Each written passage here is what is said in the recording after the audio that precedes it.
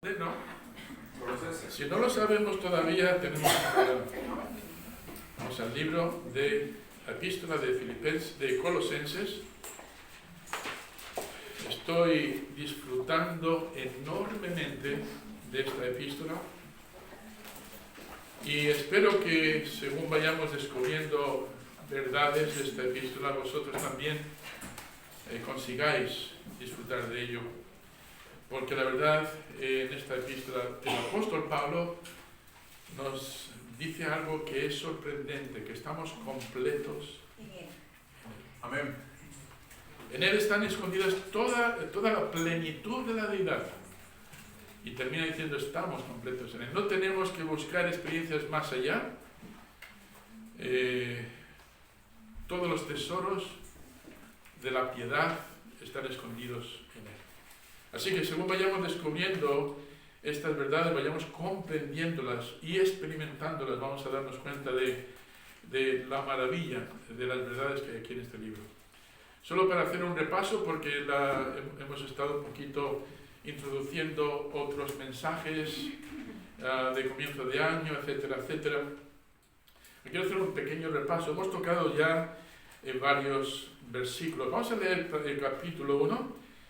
Vamos a leer los versículos 3 hasta el versículo 8. En unos cuantos versículos encontramos aquí, toca temas que son importantes desarrollar. De siempre orando por vosotros, dando gracias a Dios, Padre de nuestro Señor Jesucristo, habiendo oído de vuestra fe en Cristo Jesús y del amor que tenéis a todos los santos, causa de la esperanza que os está guardada en los cielos, de la cual ya habéis oído por la palabra verdadera del Evangelio, que ha llegado hasta vosotros, así como a todo el mundo, y lleva fruto, y crece. También en vosotros, desde el día que lo oísteis y conocisteis la gracia de Dios en verdad, como lo habéis aprendido de Epafras, nuestro consiervo amado, que es un fiel ministro de Jesús, de Cristo, para vosotros, en quien también nos ha declarado vuestro amor en el Espíritu. Así que Pablo en el versículo 9 dice, por lo cual también nosotros desde el día que lo oímos no cesamos de orar por vosotros y de pedir que seáis llenos del conocimiento de su voluntad en toda sabiduría e inteligencia espiritual. Vamos a dejar nuestra lectura ahí. Vamos a orar. Señor y Padre Celestial, de verdad que cuando revelaste estas palabras, las compactaste de tal manera, Señor, que apenas leyéndolas las podemos entender. No es hasta que nos detenemos y empezamos a abrir este regalo de verdad que nos damos cuenta, Señor, de la gran bendición que hemos recibido al recibirte a ti como Salvador. Y te pido, Señor, que tu Espíritu sea ahora el que nos dé entendimiento.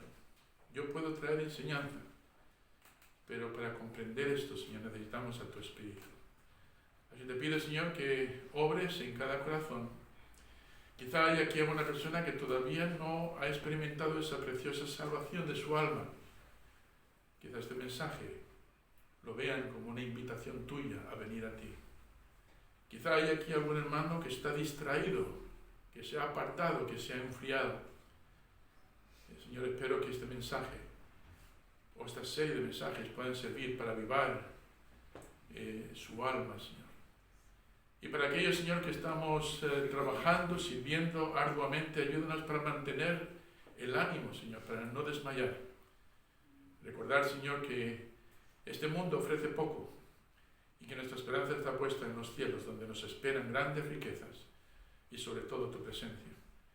Ayúdanos, Señor, para que podamos no solamente oír, sino entender y luego, Señor, llevarlo a la práctica en nuestra vida cristiana. En Cristo Jesús. Amén. Pablo empezó hablándonos del Evangelio que había llegado hasta aquellas personas en Colosas. El Evangelio no era natural de Colosas. Alguien tuvo que llevarlo y sabemos inmediatamente quién fue el que lo llevó.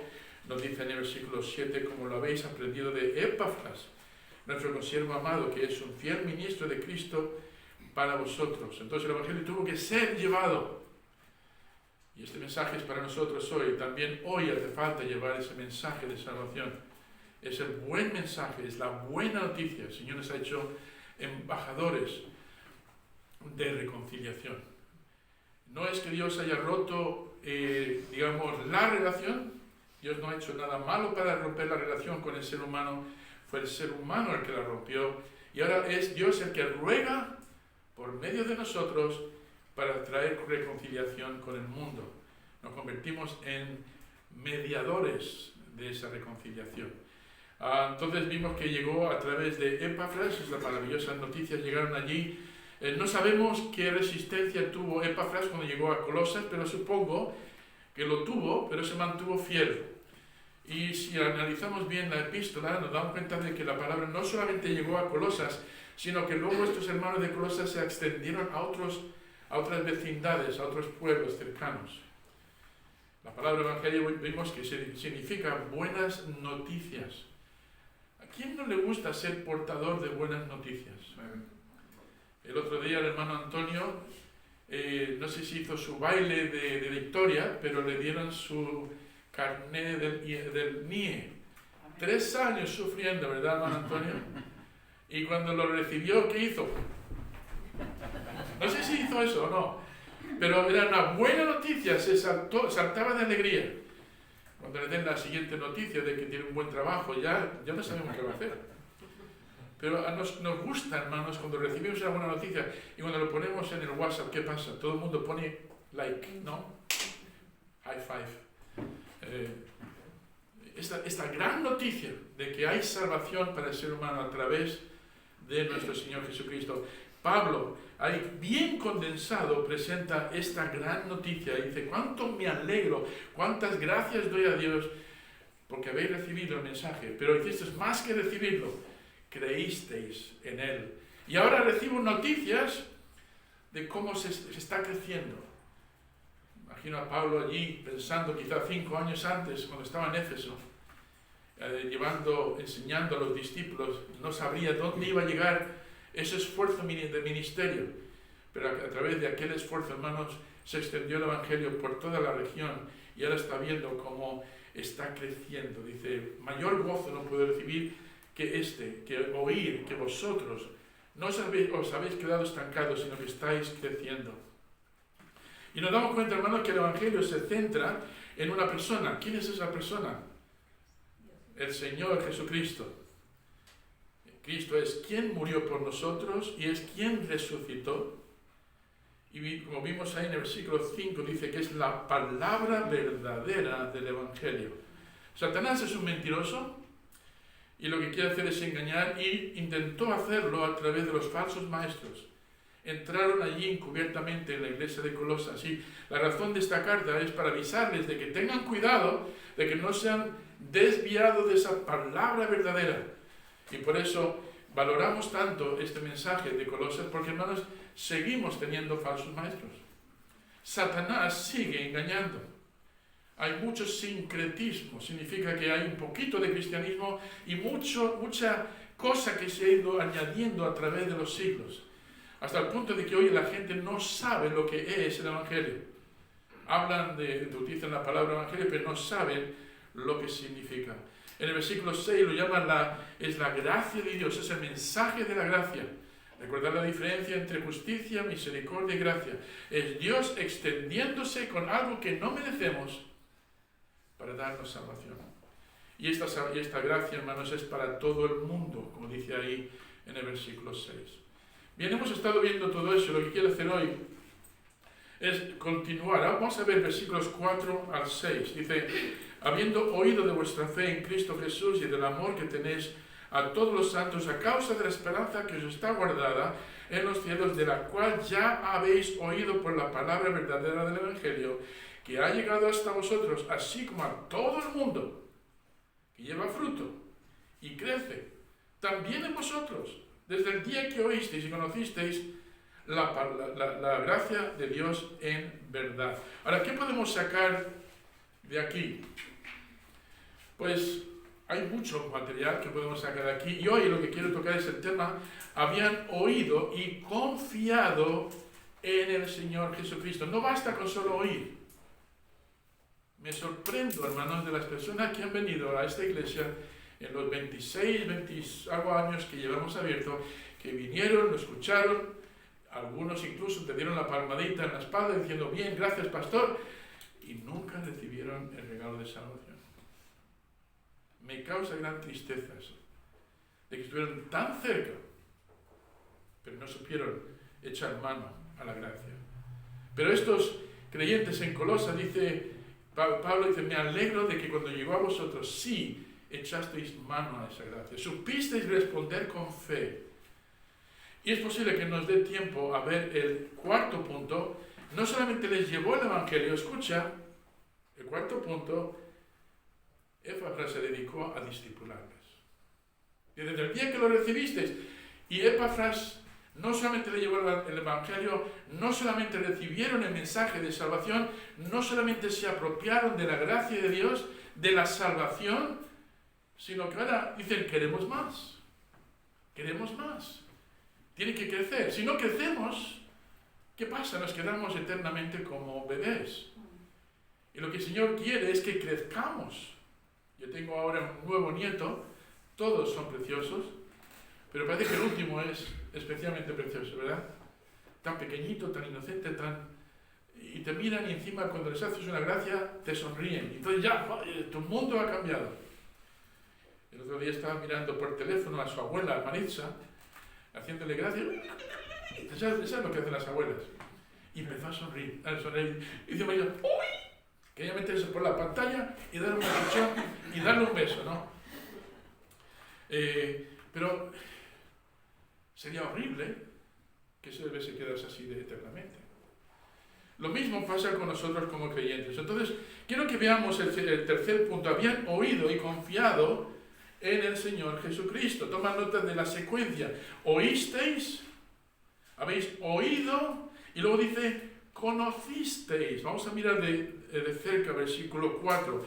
Habiendo oído de vuestra fe en Cristo Jesús y del amor. Ahora, el fruto es el amor que tenéis a todos los santos, a causa de la esperanza que os está guardada en los cielos, de la cual ya habéis oído, veis la palabra otra vez, por la palabra verdadera del Evangelio. Pero luego en el versículo 6, otra vez dice: desde el día que lo oísteis, tercera vez, pero nota luego el proceso: y conocisteis.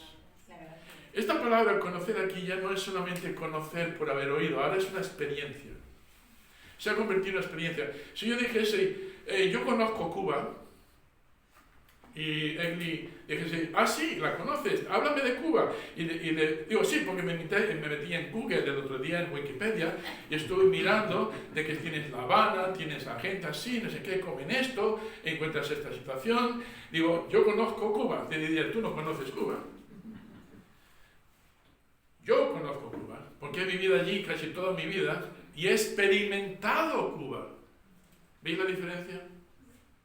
Una cosa es saber del Evangelio, otra cosa es conocer el Evangelio, pero ahora es experimentar el Evangelio. Hablamos desde una dimensión totalmente distinta, y Pablo está hablando de esta dimensión. No solamente llegasteis a recibirlo, sino que ahora experimentáis el beneficio de esa salvación. Entonces, aunque la palabra de Dios tenga el poder para generar fe en los que escuchan, también es posible escuchar y no creer. De hecho, hay millones de personas que escuchan constantemente el plan de salvación, el Evangelio, y se marchan sin creer.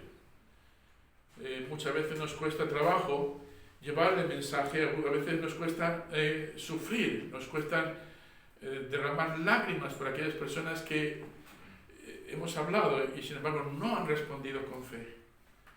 Y pensamos: ¿qué va a pasar con ellos si mañana llega su última hora? Nos causa tristeza, gran tristeza. Por eso, hermanos, deberíamos estar todos los días orando por aquellas personas a las que hemos hablado del Evangelio. Todos los días.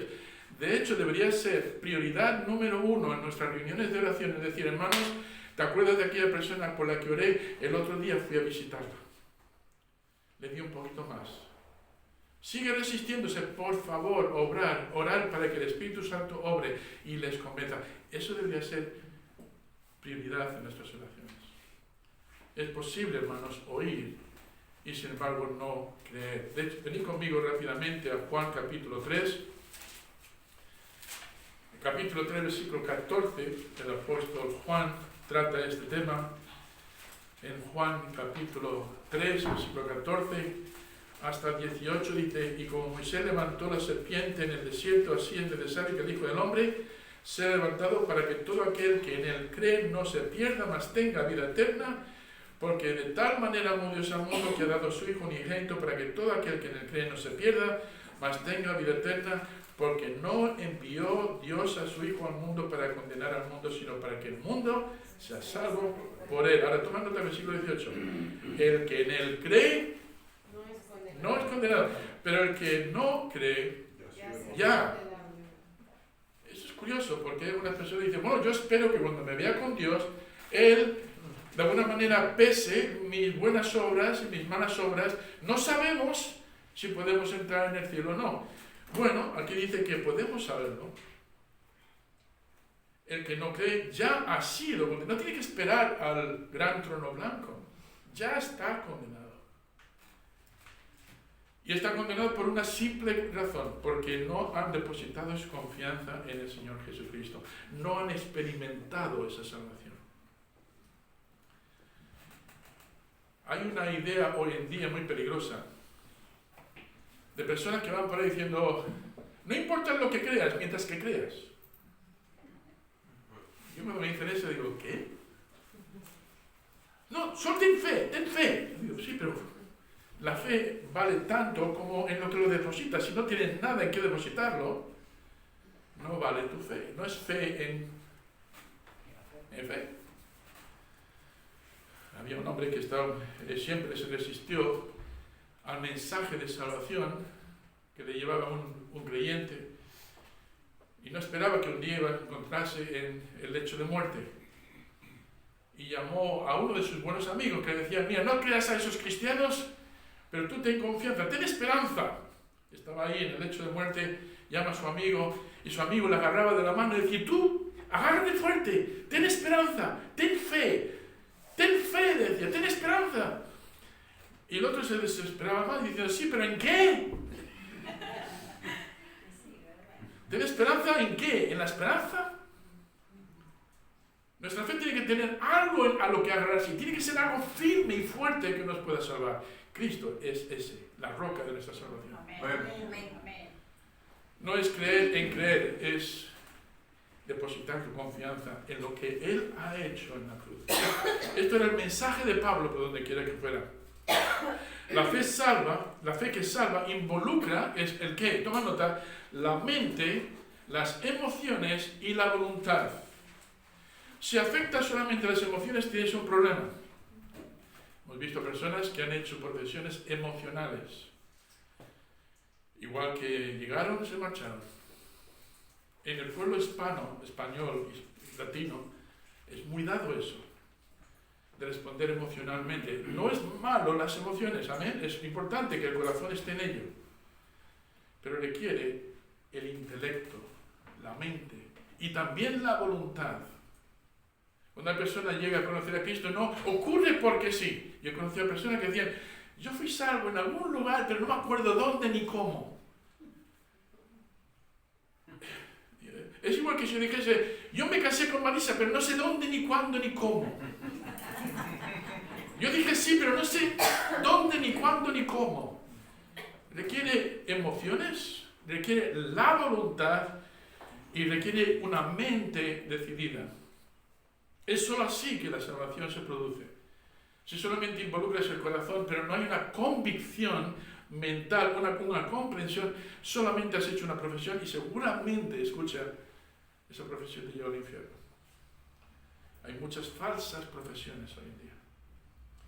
¿Cuántas veces hemos visto en la iglesia venir personas que decían: yo soy evangélico o yo soy evangélica? Llevo 20 años, ¿verdad, Silvia? Tú sabes esto muy bien. Cuando se puso a dar discipulado y empezó a repasar el tema de la salvación, se dieron cuenta de, pues yo no he hecho eso como dice la Biblia. Yo recuerdo que un día me sentí muy motivado, el predicador predicó y respondí y luego me bautizaron. Y pensaron de que eso era suficiente. Recibieron a Cristo y dijeron, ahora sí entiendo. Porque tiene que haber una comprensión del mensaje. Tiene que haber una convicción de corazón. La voluntad tiene que estar dispuesta a decir, sí quiero. Imagínate, piensa en esto. Tengo un problema. Cuando me pongo a imaginar cosas, mi mente se convierte en una tormenta. Y ahora mismo tengo una tormenta en la cabeza.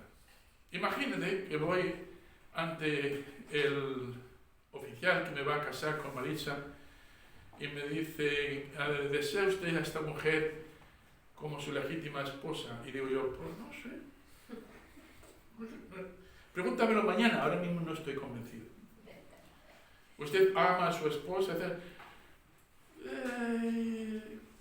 Creo que sí.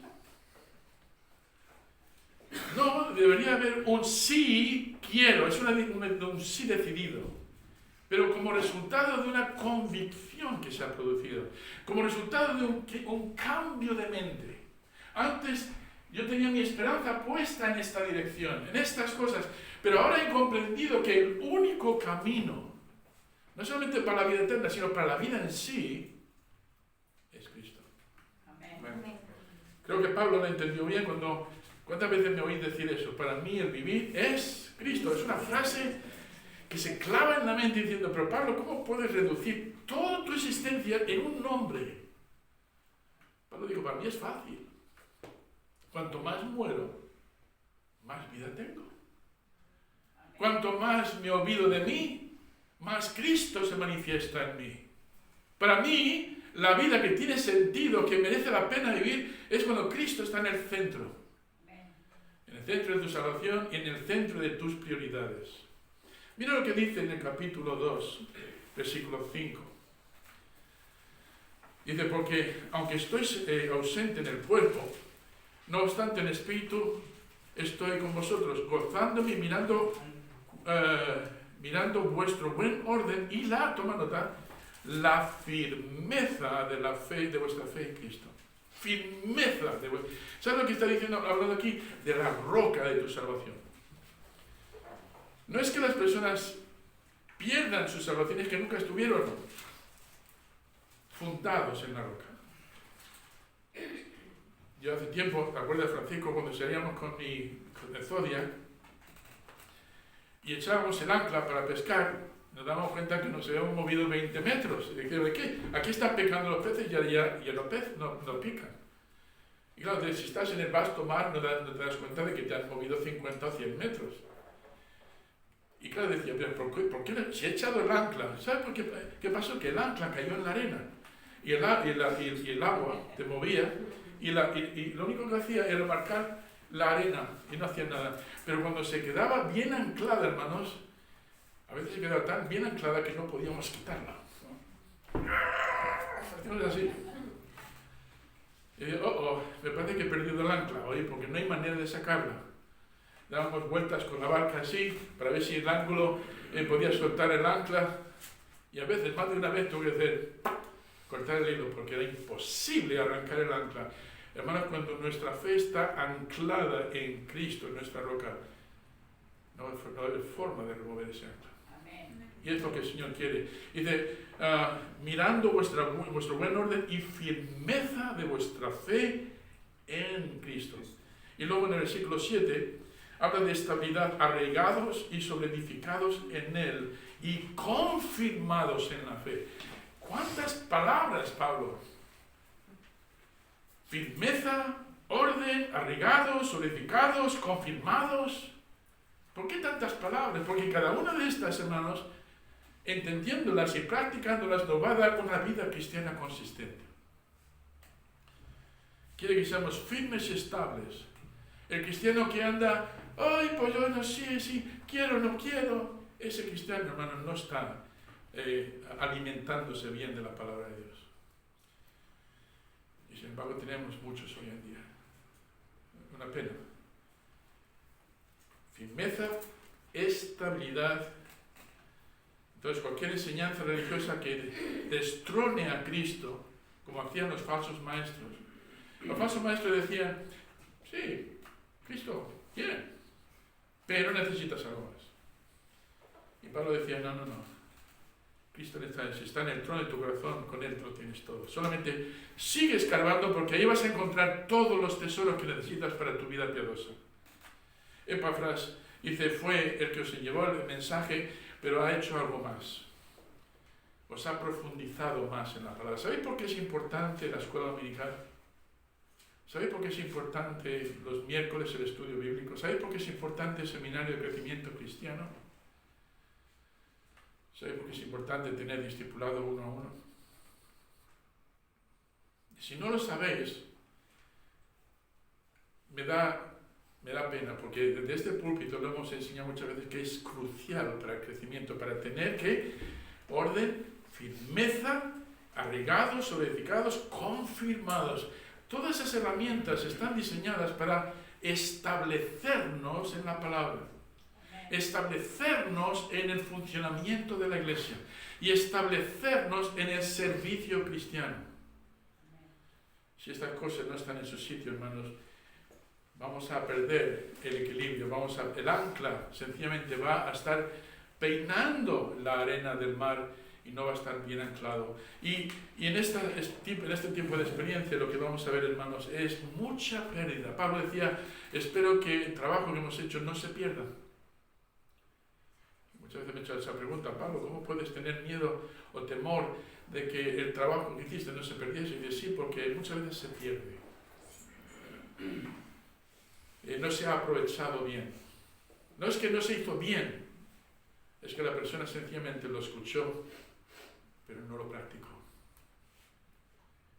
Hay creyentes que se quedan como bebés durante toda su vida cristiana. ¿Por qué? Porque se han distraído con un montón de cosas. Han puesto otras cosas como prioridad. Al principio parece que no es grave, pero luego nos damos cuenta que las consecuencias de no tener a Cristo bien en su trono nos hacen perder todo.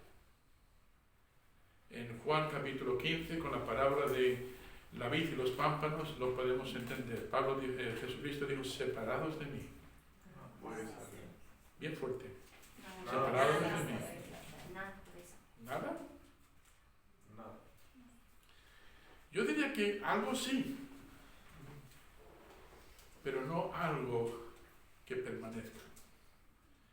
Aprender de mí, dijo el apóstol Pablo, como yo he aprendido de Cristo. Imitarme a mí, así como yo imito a Cristo. Mateo 11, 29 dice, aprended de mí, que soy manso y humilde de corazón. Y les dijo, sed mis discípulos. Esa palabra que utiliza ahí en el capítulo 1, versículo 7, vamos a terminar con esto, como la habéis aprendido de Epafras, esa palabra ahí aprendido está relacionada con discípulo. Es la misma palabra que Jesucristo nos da en Mateo 11, 29, aprender de mí. O sea, aprender de mí no solamente lo que digo, sino como del ejemplo, ser mis discípulos, ser mis seguidores. Escucha, hermano y hermana en Cristo. Si estás aquí y dices, pastor, yo creo que no estoy bien, mi ancla no está bien agarrada a la roca. Me he visto deslizándome, el mar me ha estado llevando, las olas, la fuerza de este mundo, la responsabilidad, me han estado llevando por todos los sitios, que al final del día era como, ¿y ahora qué? Este mensaje está diseñado para que valoremos dónde está nuestra ancla, para que nos aseguremos de que está puesta firmemente en la roca, porque es cuando estamos bien anclados en la roca que podemos tener esperanza. La esperanza, hermanos, tener esperanza en la esperanza no sirve para nada, pero tener la esperanza puesta en algo que es firme y se convierte en algo fuerte, no es, ¡ay, espero que sí! ¡Ojalá! No, esta esperanza es Como dice en Hebreos, dice, es nuestra firme ancla, es una fe firme, confianza firme. De manera que cuando vengan los vientos y venga la lluvia, hermanos, y golpee contra la casa, ¿qué pasa en Mateo 7? Me parece que es donde dice que edificar la casa sobre la roca, porque vendrán pruebas, vendrán vientos, vendrán tormentas que golpearán fuerte contra... Pero si no estás bien anclado en Cristo la roca, tu pérdida será grande. Escucha, por favor, hermano, si estás desviado, si te has enfriado en Cristo, toma nota de esto, porque Satanás, lo contrario, se va a aprovechar. Lo vamos a dejar ahí. La semana que viene lo tomaremos con el versículo 7, donde Pablo nos habla de esta palabra discípulos, y luego vamos a ver versículos 8, donde habla de que fueron fieles en Cristo. Vamos a ponernos de pie y vamos a tener una palabra de oración.